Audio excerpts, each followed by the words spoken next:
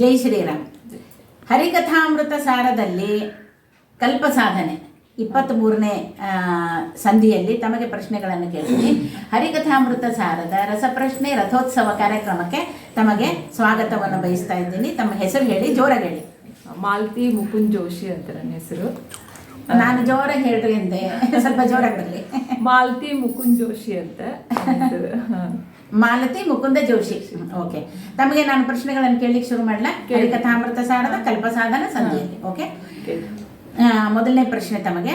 ಕರ್ಮಯೋಗಿಗಳು ಅಥವಾ ಸುಕರ್ಮ ಯೋಗಿಗಳೆಂದು ಯಾರನ್ನು ಕರೆಯಲಾಗಿದೆ? ಕರ್ಮಯೋಗಿಗಳು ಅಥವಾ ಸುಕರ್ಮ ಯೋಗಿಗಳೆಂದು ಅಂದರೆ ಒಳ್ಳೆ ಕರ್ಮಯೋಗಿಗಳೆಂದು ಯಾರನ್ನು ಕರೆಯಲಾಗಿದೆ? 7 ವಿಧ ಗಣಗಳಿರುವವರನ್ನ ಸುಕರ್ಮ ಯೋಗಿಗಳೆಂದು ಕರೆಯಲಾಗಿದೆ. 7 ವಿಧ ಜೀವಗಣಗಳನ್ನು. ಸರಿಯಾದ ಉತ್ತರ.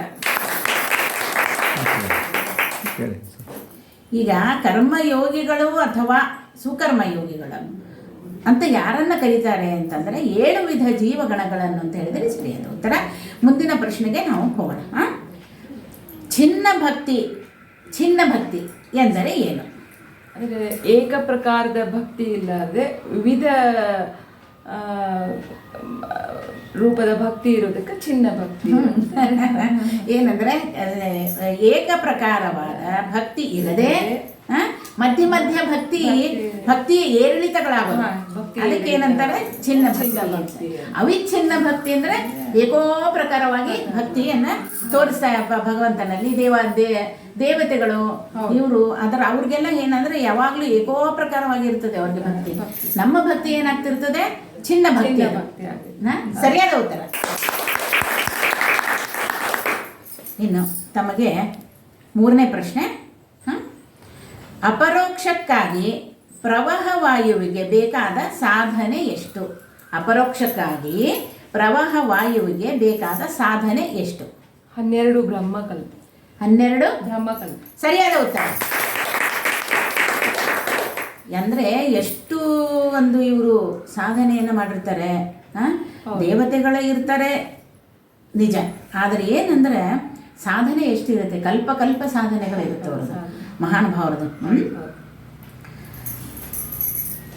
ವಂದೇ ಮನದಿ ಭಜಿಸು ವಾಗ್ದೇವಿಯ, ಇಂದು ಮತಿ ಕೊಡುವಳು ಹರಿಯ ಚರಣದಲ್ಲಿ. ವಂದೇ ಮನದಿ ಭಜಿಸು, ಅರಿತು ಭಜಿಸಲು ಬಿಡದೆ ಅಜನರಸಿಯ ನಿತ್ಯ. ಗುರುತರವಾದ ವಾಕ್ಷುದ್ಧಿಯ ನೀತು, ತ್ವರಿತದಿ ಪುರಂದರ ವಿಠ್ಠಲರಾಯನ. ತ್ವರಿತದಿ ಪುರಂದರ ವಿಠ್ಠಲರಾಯನ ಪರತತ್ವವಾದ ಹರಿಕಥಾಮೃತವ ನುಣಿಸುವಳು. ಒಂದೇ ಮನದಿ ಭಜಿಸು ವಾಗ್ದೇವಿಯ, ಇಂದು ಮತಿ ಕೊಡುವಳು ಹರಿಯ ಚರಣದಲ್ಲಿ. ಒಂದೇ ಮನದಿ ಭಜಿಸು. ನಿಮ್ಗೆ 2ನೇ ಪ್ರಶ್ನೆಯಲ್ಲಿ ಬಂದಿತ್ತು ಏನು? ಅವಿಚ್ಛಿನ್ನವಾದ ಮತ್ತು ಏಕೋ ಪ್ರಕಾರವಾದ ಅಲ್ವಾ? ಈಗ ಕೊನೆಯ ಪ್ರಶ್ನೆಗೆ ಬರೋಣ. ತಮ್ಮದು ಹರಿಕಥಾಮೃತ ಸಾರದ ಪಾನ ಸುಖದ ಸವಿಯು ಯಾರಿಗೆ ದೊರೆಯುತ್ತದೆ? ಹರಿಕಥಾಮೃತ ಸಾರದ ಪಾನ ಸುಖದ ಸವಿಯು ಯಾರಿಗೆ ದೊರೆಯುತ್ತದೆ? ಪಾನ ಸುಖದ ಸವಿಯು ಸುವಿವೇಕಿಗಳಿಗೆ ದೊರೆಯುತ್ತದೆ. ಸುವಿವೇಕಿಗಳಿಗೆ ದೊರೆಯುತ್ತದೆ. ಸರಿಯಾದ ಈ ಹರಿಕಥಾಮೃತ ಸಾರದ ರಥೋತ್ಸವ ಕಾರ್ಯಕ್ರಮದಲ್ಲಿ ಬಂದು ಎಲ್ಲ ಪ್ರಶ್ನೆಗಳಿಗೆ ಉತ್ತರವನ್ನು ಹೇಳಿದ್ದೀರಾ. ತಾವು ಅಧ್ಯಯನ ಮಾಡ್ತಾ ಇದ್ದೀರಿ, ಹೌದು ಅಲ್ವಾ? ಹರಿಕಥಾಂಸಾರ ನಿಮ್ಮ ವಿದ್ಯಾಲಯದಿಂದ ಪರೀಕ್ಷೆಯನ್ನು ಬರೆದಿದ್ದೀರಿ, ಸರ್ಟಿಫಿಕೇಟ್ ತಗೊಂಡಿದ್ದೀರಿ, ಸಂತೋಷ.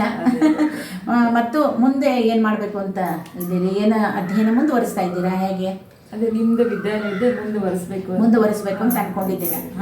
ಇದರಲ್ಲಿ ಅನೇಕ ಪರೀಕ್ಷೆಗಳಿದ್ದಾವೆ. ಏನಂದ್ರೆ ಗೊತ್ತಿರಬಹುದು ತಮಗೆ, ಏನಂದ್ರೆ ನಾವು ಯಾವ ಒಂದು ಇದರಲ್ಲಿ ಮಾಡಿದರೂ ಕೂಡ ಗ್ರಂಥ ಅದು ಪೂರ್ತಿ ಆಗಬೇಕು. ಅಂದ್ರೆ ಏನೋ ಅದರಲ್ಲಿ ನಿಮಗೆ ಪೂರ್ತಿಯಾದಂಥ ಜ್ಞಾನ ಬರಬೇಕು. ಅದು ನಮ್ಮ ವಿದ್ಯಾಲಯದ ಉದ್ದೇಶ.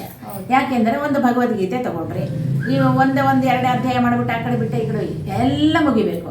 ಮತ್ತು ಹರಿಕಥಾಂಸಾರ ತೊಗೊಂಡ್ರೆ ಎಲ್ಲ ಸಂಧಿಗಳಾಗಬೇಕು.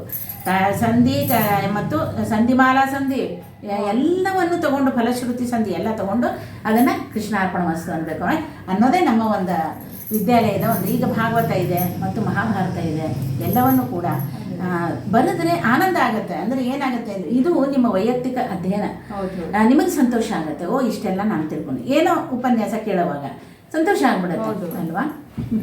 ಒಳ್ಳೆಯದು. ಈಗ ತಾವು ಬಂದು ಈ ಒಂದು ಕಾರ್ಯಕ್ರಮದಲ್ಲಿ ಭಾಗವಹಿಸಿದ್ದಕ್ಕೆ ತಮಗೆ ಧನ್ಯವಾದಗಳು.